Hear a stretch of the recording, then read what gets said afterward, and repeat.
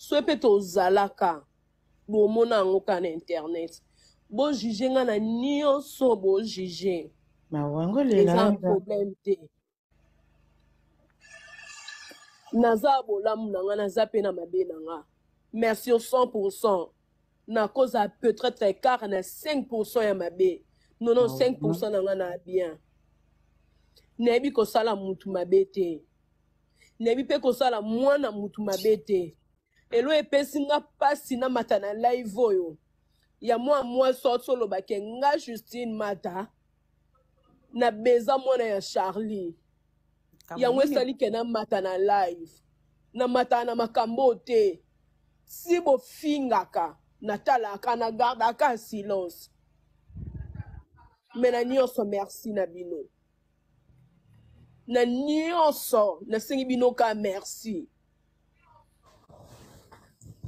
et comme il est trop quand même na pe na famille na pe na ba parents na pe na baya naza pe na baleki pourquoi boko bebisa kaka image na ngai nana mutu odefendre nga te pourquoi parce que boyebi vérité te jour boyeba vérité nde na bandi batiktok oyo epanza na bino bana bomata bana bobanda na nkombo ya mwana bato banda bomata bokitaka bomataka ata bino moko eza nini nazala na shani na ntango apasi bino nyonso tu boyebi na internet sa bofelicita nzambe alimbisa bino nzambe na nga alimbisa bino ndenge nalobaka bongo esekitisa ngai Courage maman. Ngala bon hier non ngai vérité nga na ko défendre tina suka partout tina lola yanga na vérité yanga na ko défendre quand même na pe na famille mais yaya soko ozolo bakoza na famille prends des bonnes décisions bokitisanga bomatisanga bokitisanga quand même nebi ke nalinga mutu ayebana na ayebana nalinga méniser te nalinga mécanicien te nebi ke nalinga vedette oyo ayebana mais ça n'est de trop ngana on a leka te ke na cheke ngana Charlie toza divorcé to ye mon Charlie ni na ba page ni na leka te ke ngama mata to kabwana wow ata bino mo bandeko na ngai na pe mutu munene te bokasani bo matsa biso ma life bongo eza ki star te eza ke bo salure nde na mata pe mona bo elongi ya mata ya na kosela bino pe crise ngosupe pa na kufi pe courage ma belle courage munene ba santé o eza makambo ebele courage yaya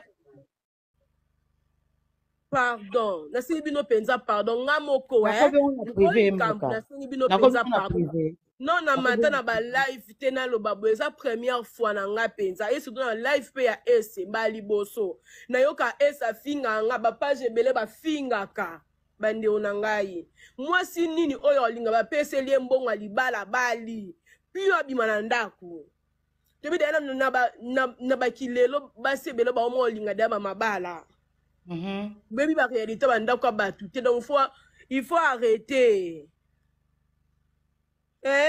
bozalaki bomatisi nga na musicien wana bokitisi natie mobali ya petite soeur na ngai ekomi susu azwi mobali nakende voyage bebolo bisko nasala ndeti ndeni nakota na kati ya lifelo bomoni ke na lime bie bomoni ke na kufi nde bosepela zwa kimia yaya mata na biso balife boye Charlie yango azobela bokotisela ata bambongo boki otala ye tomoni ma belvi akende otale asepelisa mpe bino na batevango te toketale te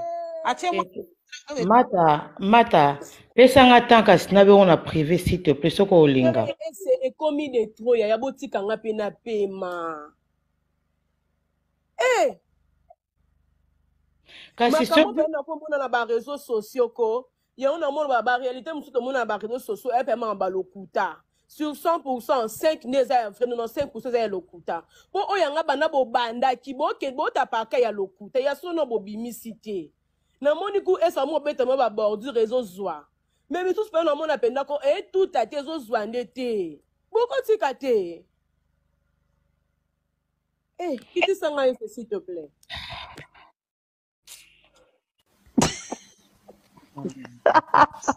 Justine, il y a une matière. Pardon, votre nom c'est très important. Votre capoine. Défendre Yelanga litière. Justine. Ninga zabete bozo sekata binomoko. Ah, votre ça bongo. Allô Yaya. Oui. Et ça compte à Mata, mais on t'a le à Mata. Et ça Justine. Et ça y était et vous t'en la pété. Ah bah déjà, et ça Justine. Allô et Naina lo baboye. Omoni na vie faut pe ba makambo oto mo na fete ya biso.